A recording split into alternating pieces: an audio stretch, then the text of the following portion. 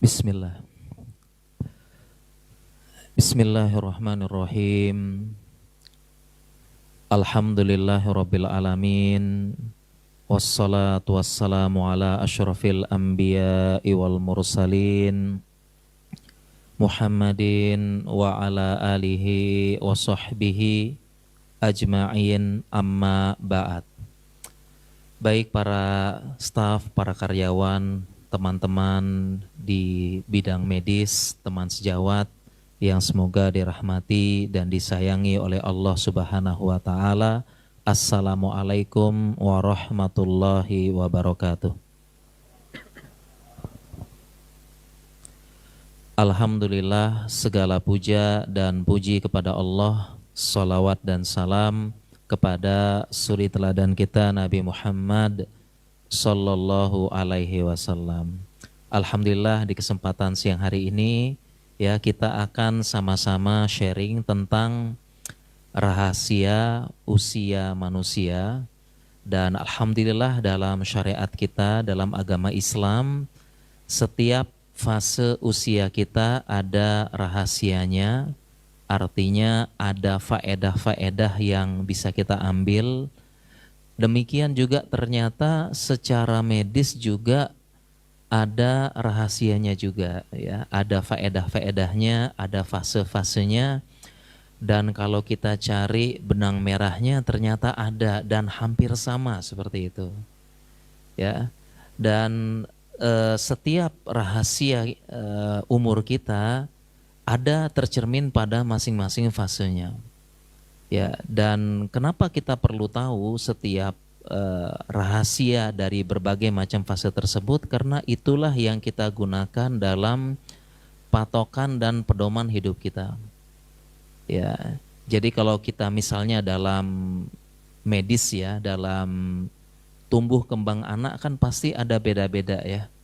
Itu ada chart, ada grafik tumbuh kembang, bukan hanya itu, bukan hanya dari fisik, tapi dari karakternya. Nah, di situ kan kita harus tahu ya, anak ini umurnya sekian, ya karakternya begini, perkembangannya begini, kan kita perlu tahu.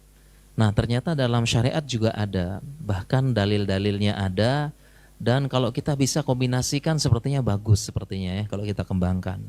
Ya, setiap kita ada ada patokan yang perlu menjadi checkpoint dalam kehidupan.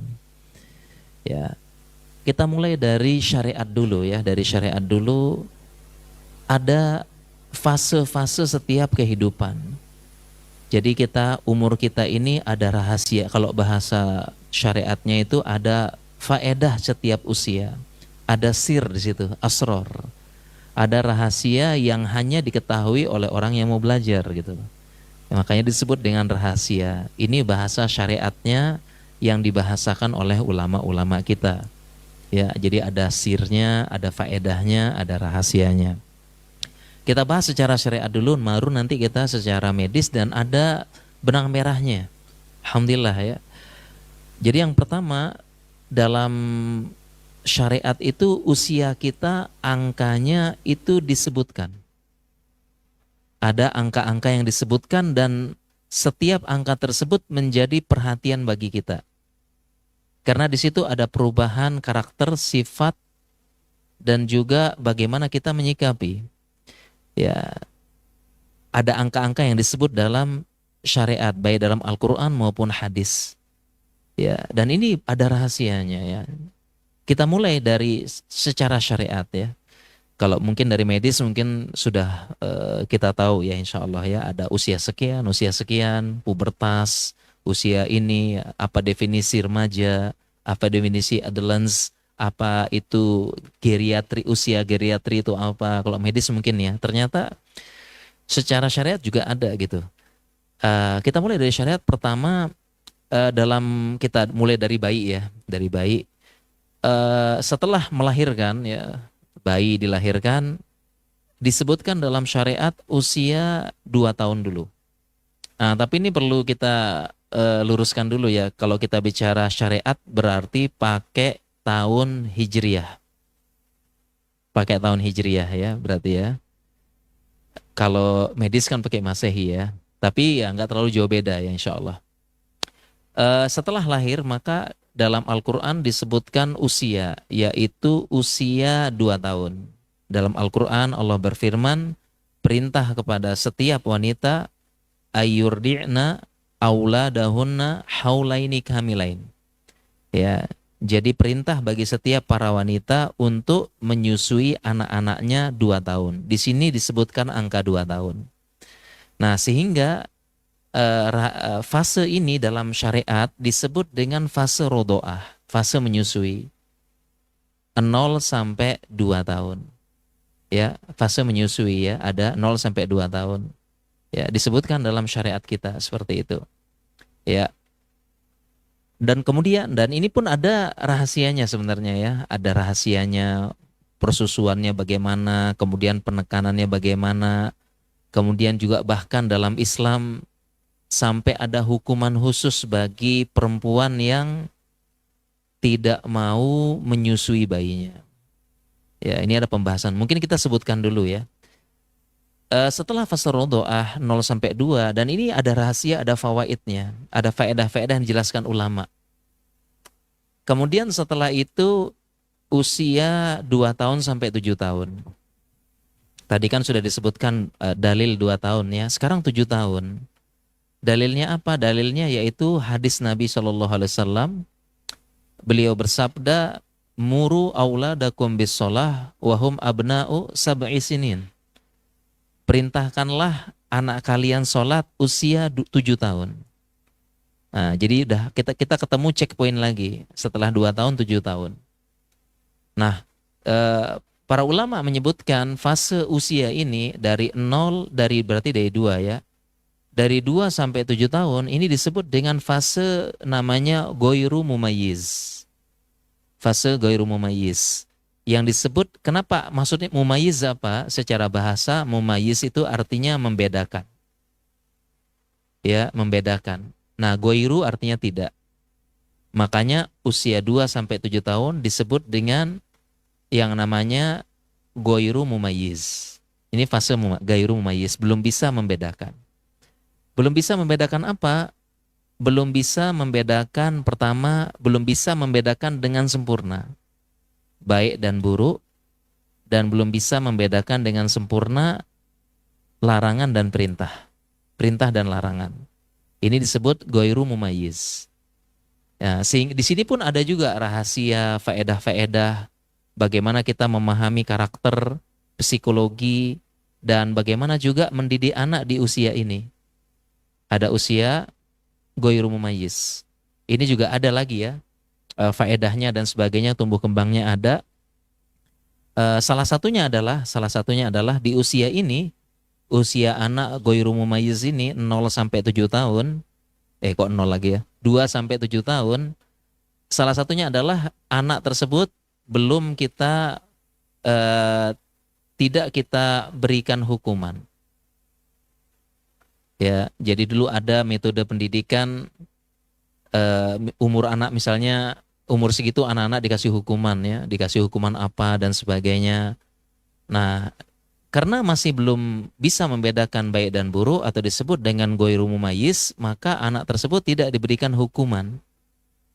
Kenapa ya? Karena memang belum bisa membedakan baik dan buruk secara sempurna, belum bisa membedakan perintah dan larangan secara sempurna.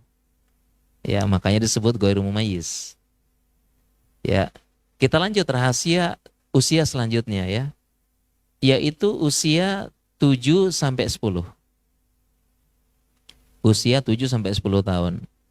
Dan ini kembali disebutkan dalam Al-Qur'an, dalam hadis, lanjutan hadis yang tadi.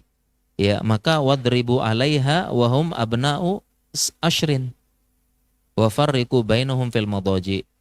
Ya, kemudian setelah 7 tahun, ya, setelah 7 tahun kita perintahkan sholat. 7 tahun berarti ya. Rahasia selanjutnya berapa? Usia 10.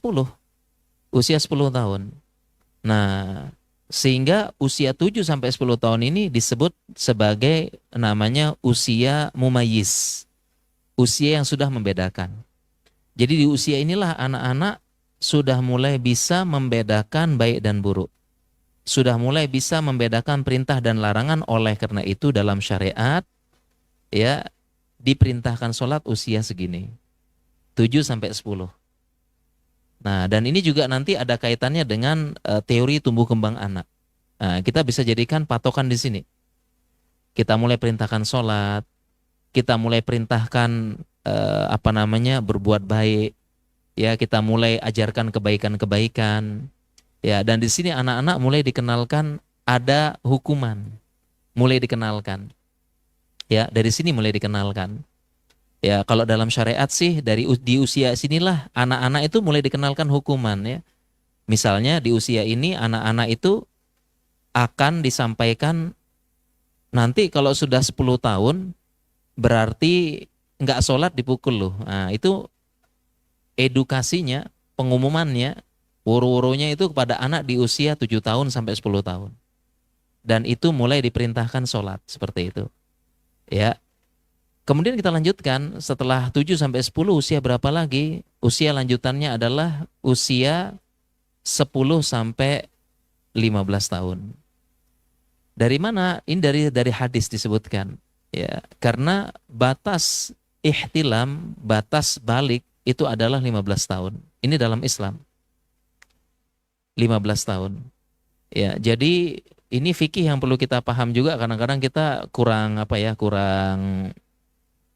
taunya balik itu mimpi atau haid. Tapi dalam Islam salah satu tandanya 15 tahun. Jadi meskipun belum mimpi, belum haid, belum tumbuh rambut kemaluan, tapi sudah di atas 15 tahun, ini sudah balik berarti. Ya, udah balik. Dalam Islam seperti itu. Jadi kita ketemu lagi nih, berarti angka berapa? Angka 10 sampai 15. Nah, angka 10 sampai 15 dalam syariat usia ini disebut dengan usia fase murahokoh. Fase murahokoh ini terjemahnya Indonesianya remaja, ya, atau prebalik, atau di usianya lagi, atau bahasa Inggrisnya mungkin adolescence, fase remaja 10 sampai 15 tahun. Nah, kalau secara syariat disinilah fase yang rentan. Makanya para ulama kontemporer menamakan murahokoh. Murahokoh itu artinya capek, lelah, dan harus fokus. Fase rentan, ya, sehingga namanya murahokoh ya. Disinilah fase rentan anak-anak, karena dia mulai balik, udah mulai mencari jati diri, sudah mulai menunjukkan ketertarikan dengan lawan jenis. Nah, disinilah fase rentannya. Dan penyimpangan orientasi seksual itu rentannya di usia ini. Disebut dengan murahokoh, fase rentan, fase melelahkan. Ya, nah sebagaimana dalam Al-Quran disebutkan fakhasina ayyurhikahuma tugyana wa kufra. Disebutkan ayyurhikahuma. Ya, asal katanya rohako. Ya, di fase inilah rentannya anak. Fase prebalik, mulai tertarik dengan lawan jenis, ya, mulai mencari jati diri, mulai punya pemikiran sendiri. Makanya disebut dengan fase murahokoh. Ya, usia 10 sampai 15 tahun. Ya, usia fase murahokoh. Dan ini juga ada rahasia-rahasianya juga dalam syariat. Kita lanjutkan ya. Setelah 15 tahun, usia berapa lagi? Ya, ada checkpointnya. Ya, setelah usia 15 tahun, ada usia 30 tahun atau 33 tahun. Ya. Dari mana kita tahu seperti ini? Dari mana dalilnya usia 30 tahun ini? Adalah dari hadis juga. Jadi kita udah ketemu tadi ya. 2, 7, 10, 15. Ada lagi fasenya. Usia berapa? Usia 30 tahun. Ya. Usia 30 tahun ini dari mana? Dari hadis Nabi SAW. Yaitu Nabi SAW bersabda, yadhulu ahlul jannatil jannata jurdan wa murdan mukahhilina abna'a talasina au salasina sanah. Penduduk surga akan masuk surga usianya berapa? Usianya berapa? Ya, usianya 30 atau 33 tahun. Jadi nanti ya ini kalau kita semua ya masuk surga kurang lebih usianya 30 tahun. Atau ada sekarang yang usianya 30 tahun. Ada nggak yang usianya? Kalau saya udah 40-an nih. Kalau sekarang ada yang usia 30 atau 30 tahun, coba di ngaca, ini tampang di surga besok gitu ya. Ya, coba ngaca ini tampang di surga besok. Jadi penduduk surga itu semuanya usianya berapa? 30 sampai 33, 30 atau 33 tahun.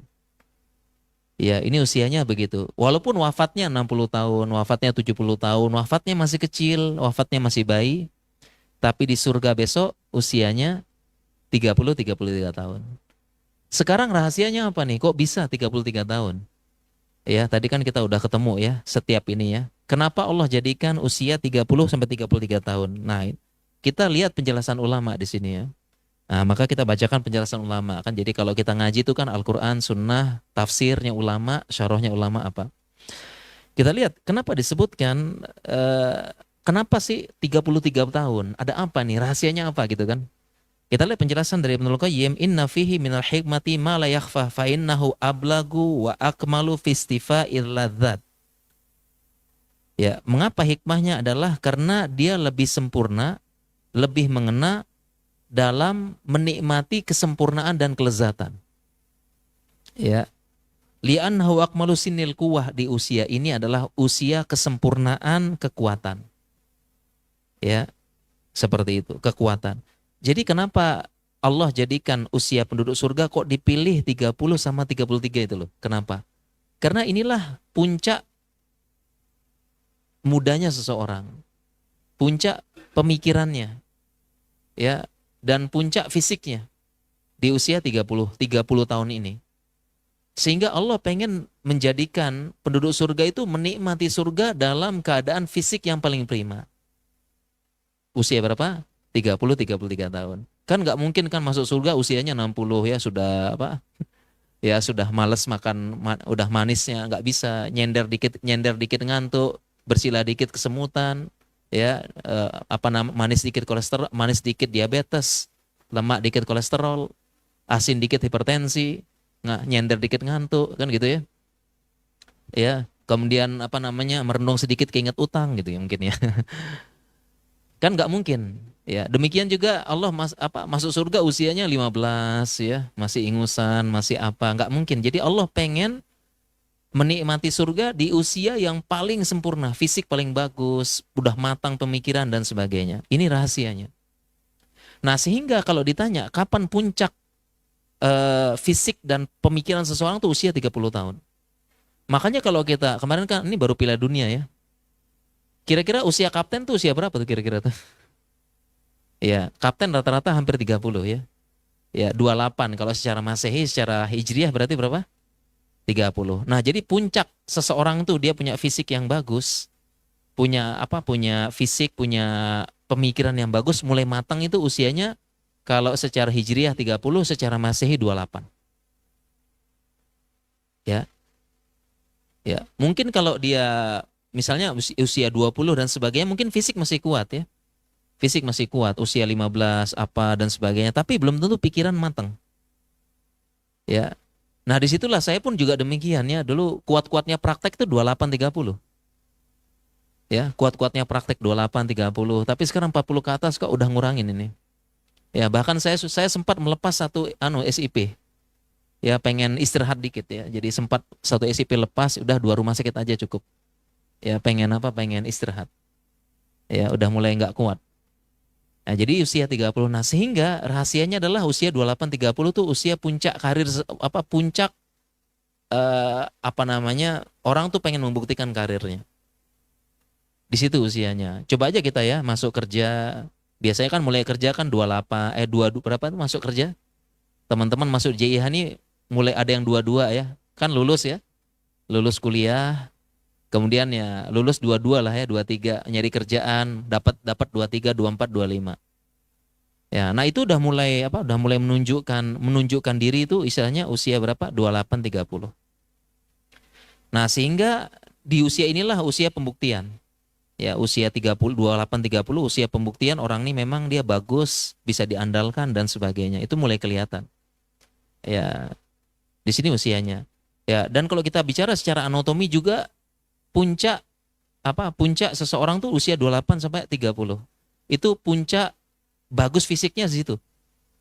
Ya, dari puncak hormon dan sebagainya ya. Makanya di usia segitulah yang ganteng makin ganteng, yang cantik makin cantik. Di usia 29, 28, 29, 30. Ya, di usia di situ. Ya, udah mulai bagus penampilan ya. Kalau masih lap 19, 20 itu kan mungkin masih kerja keras ya, belum kenal salon, belum kenal apa, belum kenal baju bagus, belum apa. Tapi usia 20, 29, 30 itu mulai penampilan mulai bagus, baju udah mulai bagus. Ya, dan inilah rahasianya. Nah, sehingga rahasianya lagi usia segini jangan sampai kita mencapai usia emas atau golden time 30 sampai 33 ini tapi nasib ya begitu-begitu aja. Tidak ada pengembangan diri. Tidak ada pengembangan ke arah lebih baik.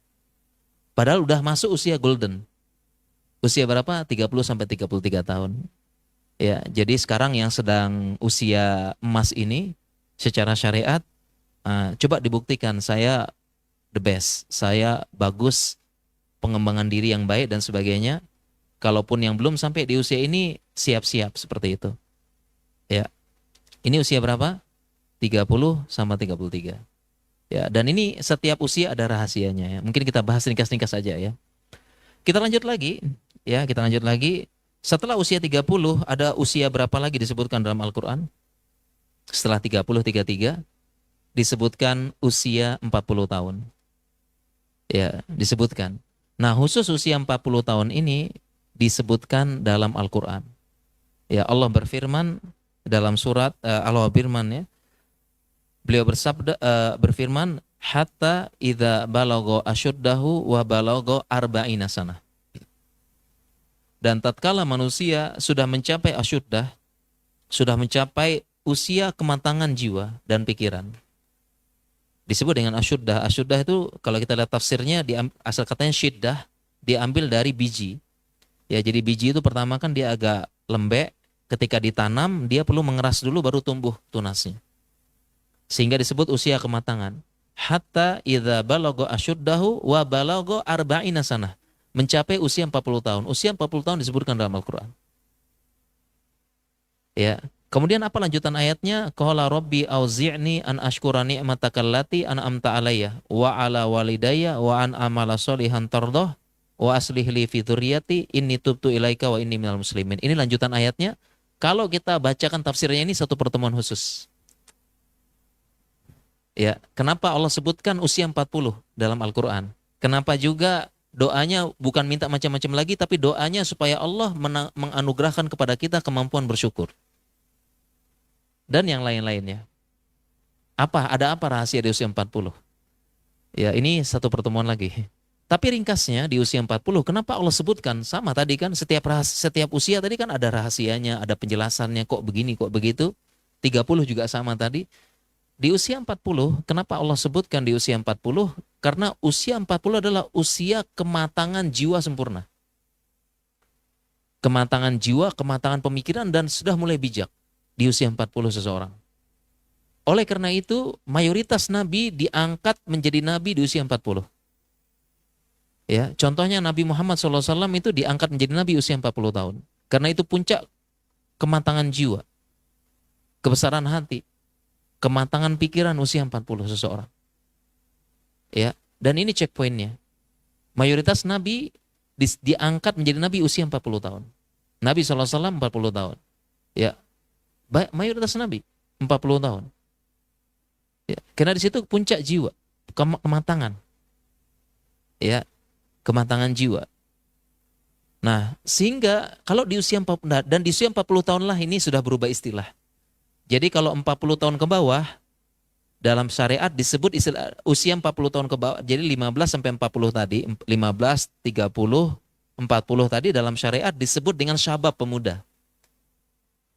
Dan goyatus syabab tadi puncaknya pemuda 30 tahun. Nah, jadi kalau 40 tahun ini secara syariat sudah dipanggil syekh. Ya, jadi kalau 40 sekian dipanggil syekh itu memang ya usia syekh namanya ya. Kalau perempuan syekhoh gitu ya. Ya gitu. Jadi usia 40 tahun ke atas. Di sini usia kematangan jiwa.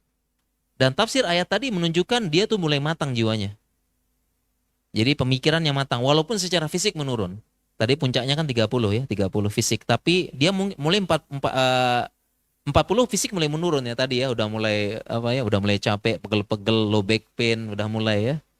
Udah mulai apa, mulai pegel-pegel, mulai capek, mulai duduk lama nggak bisa, baca nggak bisa, berdiri lama dan sebagainya nggak kuat. Tapi jiwa, pemikiran makin matang, makin bijak. Ya, sehingga rahasianya adalah di usia 40 tahun ini, ya kita sudah mulai, jiwa kita kalau bisa udah mulai matang. Di usia 40 tahun inilah kita ngurangin drama-drama ya, drama-drama, konflik, kita kurangi kalau bisa dihindari. Ya, kemudian over validasi 40 tahun udahlah ya. Over validasi ya, nyari perhatian sana sini, melakukan hal aneh-aneh, cari perhatian, udah lewat. Usia syababnya udah lewat, usia mudanya udah lewat. Jadi rahasianya di usia 40 tahun ini kita sudah tadi ya, konflik-konflik, drama-drama, over validasi, nyari pengakuan, eksistensi sana sini itu kita kurangi atau bahkan kita sudah hilangkan. Karena ini usia kematangan, berpikir. Dan di usia 40 tahun sudah mulai makan asam garam, sudah ketemu berbagai macam karakter manusia, ada yang manis di depan, pahit di belakang. Ya, ada yang manusia yang apa namanya manis banget ya, habis itu pahit apa namanya, ada juga yang senyum, ada juga yang memeluk, tapi ada juga yang datang memeluk tapi untuk menusuk dari belakang. Di usia 40 tahun lah kita baru kenyang dengan pengalaman hidup. Ya, manis, asam, asin, pahit, pedih udah dirasakan usia 40 tahun. Ya, berbagai macam karakter manusia sudah ketemu, ditipu, dibohongi, disakiti, dilukai, 40 tahun udah kenyang. Nah, sehingga 40 tahun dan kemudian juga masih banyak rahasia yang lain di usia 40 tahun juga yang mendukung kematangan seseorang. Di usia 40 tahun biasanya sudah mulai stabil secara ekonomi ya. Di usia ini ya, orang Indonesia udah mulai punya rumah, punya mobil, punya apa. Artinya secara syariat tidak ada lagi, artinya untuk hidup tuh ada. Tidak ada lagi yang perlu dikhawatirkan berlebihan secara di dunia begitu loh. Nah, jadi di usia 40 tahun lah sudah mulai dewasa, udah mulai matang pemikirannya. Nah, disinilah ya fase kita jangan sampai ini ya, apa ya, pokoknya drama-drama, konflik itu kalau bisa kita kurangin lah ya, atau kita hindari sebisa mungkin seperti itu. Ya, ini usia 40 tahun usia matang. Ya, dan di usia 40 tahun inilah kalau kita baca lanjutan ayat-ayat tadi, disinilah seseorang sudah mulai banyak merenung tentang akhiratnya. Ya, jadi di usia 40 tahun lah benar-benar checkpoint di mana seseorang tuh sudah mulai mikir tentang akhirat dan bekal. Kenapa? Karena secara teori, baik secara syariat maupun medis, usia 40 tahun sudah 2/3 perjalanan. Ya, sudah 2/3 perjalanan hidup. Dari mana taunya? Dari hadis Nabi juga. Beliau bersabda, "A'maru ummati ma baina sittina wa sab'in. Wa aqalla minhum may yajuzu dzalika." Usia umatku ini sekitar 60 sampai 70 tahun. Ini sabda Nabi SAW. Wa aqalla minhum may yajuzu dzalika, dan sedikit yang lebih. Artinya ada yang 80, ada yang 90, tapi sedikit. Nabi sendiri yang sallallahu alaihi wasallam yang mengatakan usia kita manusia 60-70 tahun. Dan ini pun juga dibenarkan fakta medis ya, fakta studi-studi menyebutkan ya rata-rata usia manusia bertali layu tuh ya 60, 65, 67, 68. Memang ada yang 70, 80, tapi ingat ada juga yang wafat muda. Wafat 20, wafat 30, wafat 40, sehingga kalau di rata-rata memang usia manusia ya 60-70 sesuai dengan sabda Nabi SAW, dan fakta juga mengatakan demikian. Nah, sehingga di usia 40 tahun inilah karena dia pertama sudah bijak, sudah matang pemikirannya, sudah kenyang dengan pengalaman hidup, sudah nggak over validasi lagi, udah nggak drama-drama, udah nggak konflik lagi. Sehingga di usia 4, kalau kita lanjutkan ayatnya itu semua merenung ke arah akhirat. Kenapa? Karena sudah 2/3 perjalanan hidup. Sisa berapa? Sisa 1/3 lagi kehidupan. Nah, artinya di usia 40 tahun itu sudah mulai ada kecenderungan ke arah akhirat. Sudah mulai mikir-mikir dengan apa? Dengan bekal kita di mana nih? Tinggal 1/3 lagi kehidupan. Bekal apa? Bekal kehidupan apa? Karena sebagian kita kan mikirnya bagaimana pensiun yang baik gitu ya. Bagaimana pensiun, sudah ada rumah pensiun belum, gaji pensiun belum sudah ada. Semua dipikirkan. Ya. Nanti bangun ini adalah bangun kos-kosan aja lah, bisnis pensiun terbaik. Jadi bapak, jadi kakek kos, bukan bapak kos ya. Ya nenek sama sama kakek kos gitu ya. Nah harusnya di usia gitu sudah mulai berpikir tentang akhirat. Karena tinggal sepertiga perjalanan hidup. Makanya doa-doa tadi, ayat tadi itu bercerita tentang kecenderungan akhirat, kemudian tentang kemampuan bersyukur, minta dikasih taufik beramal soleh, ya kemudian ini tubtu ilaika, ya Allah sudah tobat 40 ya Allah, ya. Wah ini minal muslimin dan sekarang aku berserah diri manut. Dulu banyak kan ngeyelnya kan gitu. Ini usia 40 tahun. Ya. Jadi kalau kita sudah masuk 40 ya kita sudah mulai merasakan ya, udah mulai capek cari uang ya kok gitu-gitu aja gitu ya. Ya makin makin banyak duit makin naik juga gaya hidup. Ya udah capek dengan drama-drama, udah lelah dengan konflik-konflik. Ya ini usia 40 tahun. Kita lanjut ini karena sudah mulai setengah 3 ternyata ya. Kita lanjut, habis 40 tahun usia berapa disebutkan dalam Al-Quran? Ya usianya adalah 60 tahun. Disebutkan dalam Al-Quran. Ya usia 60 tahun ini disebutkan dalam hadis Nabi SAW bersabda, A'zarallahu ilamri'in akhara ajalahu hatta ballagahu sittina sanah. Ya usia 60 tahun. Nabi SAW bersabda, Allah telah memberi uzur kepada seorang hambanya sampai usianya 60 tahun. Disebutkan 60 tahun dan ternyata dalam ilmu medis juga sama ya. Usia geriatri itu usianya 60 tahun. Dalam medis. Ya. Ternyata syariat juga 60 tahun. Ya, 60 tahun ya. Dan hadis tadi Allah telah memberikan uzur sampai berapa? Usia 60 tahun. Artinya apa? Ibnu Hajar Asqalani menjelaskan hadis ini, kalau sudah lebih 60 tahun lam yabqa lahu i'tidhar. Tidak tersisa uzur lagi. Artinya apa? Ketika sudah masuk usia 60 tahun, seseorang tersebut tidak punya kecenderungan sama sekali terhadap akhirat dan agama, maka dikhawatirkan sudah tidak ada uzur bagi Allah dari Allah Subhanahu wa taala. Artinya apa? Mungkin di bawah 60 tahun ada uzur-uzur. Yang seorang hamba itu pasti dia ada alasan aja ya. Pasti aja alasannya. Misalnya mungkin usia tadi anggaplah usia muda tadi ya. Alasannya kan wah kan usia muda. Ya usia muda, usia apa? Misalnya contoh perempuan kan disuruh berjilbab, mungkin dia nggak mau jilbaban. Ya, saya kan masih muda, pengen menampilkan kecantikan gitu kan. Ya, yang tua juga begitu, yang sudah muda juga misalnya disuruh sholat malam gitu kan, pasti ada uzurnya. Ini kerja keras nih, cari uang, capek. Ya, bagaimana bisa bangun sholat malam? Jadi ada uzurnya begitu, ada alasannya. Ada aja alasannya gitu ya. Nah, tapi kalau ketika sudah sampai usia 60 tahun, kayaknya khawatirnya nggak ada alasan lagi, nggak ada uzur. Usia 60 tahun seorang perempuan kan nggak ada uzur lagi, nggak tidak menutup auratnya. Kecantikan apa yang ingin dipertontonkan gitu. Khawatirnya nggak ada uzur. Laki-laki juga begitu ya, udah 60 tahun gitu ya. Kayaknya apalagi yang dikhawatirkan gitu ya. Kayaknya anak-anak sudah mandiri, sudah kerja, sudah begini dan sebagainya. Artinya apalagi uzur yang dicari lagi. Kok sampai tidak punya kecenderungan sama sekali tentang akhirat. Di usia 60 tahun. Seperti itu. Ya. Nah, jadi di usia 60 tahun itu sudah usia di mana seseorang tuh sangat butuh doa, sangat butuh sangat butuh hidayah ya di usia 60 tahun tersebut dan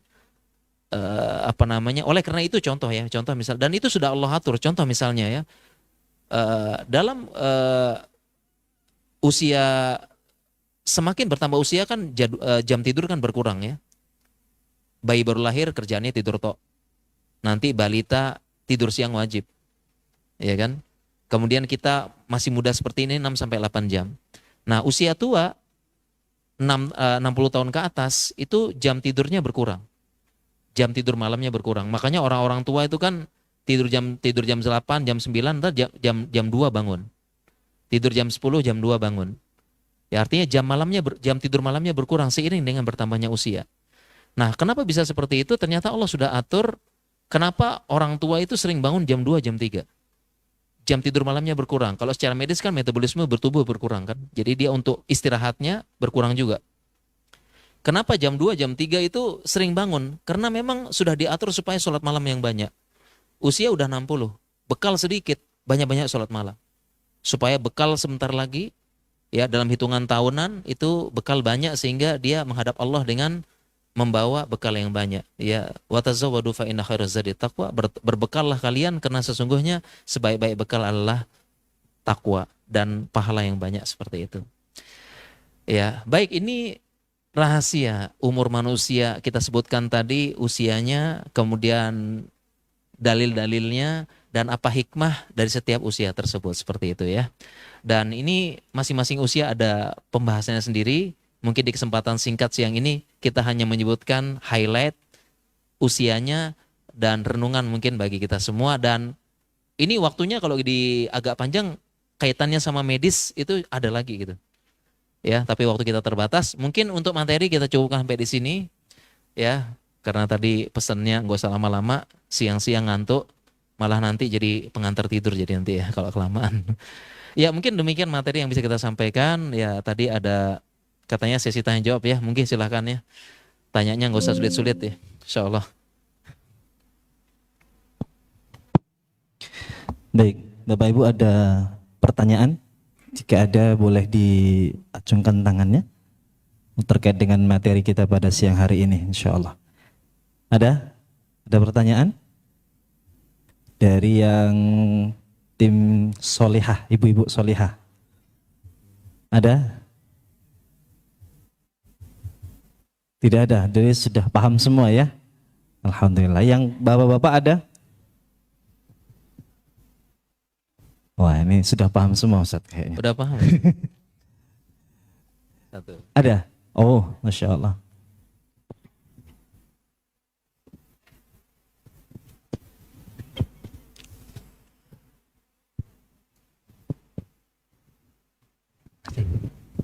Bismillah, saya mau tanya Ustadz, di pekerjaan saya di rumah sakit ini kan kita sering bertemu dengan berbagai macam usia ya. Dan saya sebagai laki-laki kadang-kadang kan harus melayani perempuan dan sebaliknya. Adakah batasan-batasan usia yang mungkin kayak yang udah uzur banget, yang udah sepuh banget, itu auratnya seperti apa, kemudian yang batasan-batasan sentuhan dengan pasien saya itu seperti apa? Itu Ya ini terima bagus kasih. ya, baik. Ini bagus sekali pertanyaannya ya. Sebenarnya saya tuh waktu kesini tuh pengennya bahasnya temanya fikih kesehatan ya, tapi dari manajemen mintanya rahasia usia ya udah. Ini bagus, ini kita bahas fikih kesehatan ya, karena saya memang concernnya ke arah fikih kesehatan. Baik ya, terkait dengan usia itu kembali lagi rahasia usia yang kita sampaikan tadi ya. Jadi ini kaitan dengan kaitan batasan aurat dan menyentuh. Ya, jadi pertama kalau anak usia di bawah 7 tahun ke bawah, dia sebagian ulama mengatakan dia tidak punya aurat sama sekali. Ya, jadi di situ kita boleh, ya boleh kita ini di bawah 7 tahun. Ya, kemudian di 7 sampai 10 tahun itu mulai dikenalkan. Ya, mulai dikenalkan, anak-anak mulai dikenalkan tentang auratnya. Ya, auratnya, ya jadi batasan aurat yang boleh dilihat dan boleh dipegang 7 sampai 10 tahun. Ya, 7 sampai 10 tahun. Ini mulai dikenalkan dan mulai hati-hati. Kalau bisa dihindarkan, dihindarkan. Kalau sudah 10 tahun ke atas nggak boleh. Ya, 10 tahun ke atas tidak boleh kita melihat aurat dan memegang. Itu ada usianya. Meskipun baliknya adalah karena tadi 10 tahun udah mulai murahokoh tadi, udah mulai concern masalah seksualitas. Ya, kalau balik jelas nggak boleh lagi. Jadi batasannya adalah 10 tahun ya, tidak boleh melihat dan tidak boleh memegang 10 tahun batasnya. Seperti itu. Ya, jadi ini batasan ya, batasan secara syariat. Kemudian kalau usia tua itu disebutkan dalam Al-Qur'an ada namanya istilahnya orang yang sudah tidak punya keinginan lagi untuk ke arah sana. Ya, ke arah sana. Jadi dalam syariat itu ada istilahnya namanya haram namanya. Ada namanya haram pakai ha ya, bukan pakai ha. Kalau pakai ha itu artinya haram gitu. Pakai haram itu artinya adalah orang tua yang sudah sangat tua renta. Tua renta dan tidak menyebabkan dia tidak punya syahwat dan tidak menimbulkan syahwat. Nah, sebagian ulama mengatakan di sini boleh ya. Di sini kita boleh boleh memegang, boleh menyentuh, ya, boleh bersalaman, boleh seperti itu dengan lawan jenis. Nah, sehingga kalau misalnya ada pasien seperti itu dan patokannya bukan usia, tapi patokannya adalah disebut dengan haram itu ketua rentaan. Ya, artinya tidak, karena sekarang tuh 60 tuh ada yang cantik gitu ya. 60 ya, dia terbang ke Thailand, terbang ke Korea tuh 60 jadi cantik, jadi masih menimbulkan syahwat. Jadi patokannya adalah haram ya, dia ketuaan, renta gitu. Nah, sehingga ketika sudah sampai usia haram ini boleh ya, boleh dipegang, boleh diangkat, boleh bersentuhan, bersalaman boleh. Ya seperti itu. Ataupun selebihnya adalah kita berusaha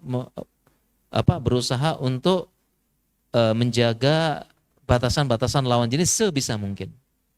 Ya, sebisa mungkin kalau bisa seperti itu. Ya, jadi ini batas tegas dalam syariat ya, batasannya. Adapun kasus-kasus emergensi ini beda lagi ceritanya begitu. Mungkin demikian insyaallah. Baik. Kira-kira ada lagi Bapak Ibu sekalian untuk bertanya? Yang ibu-ibu?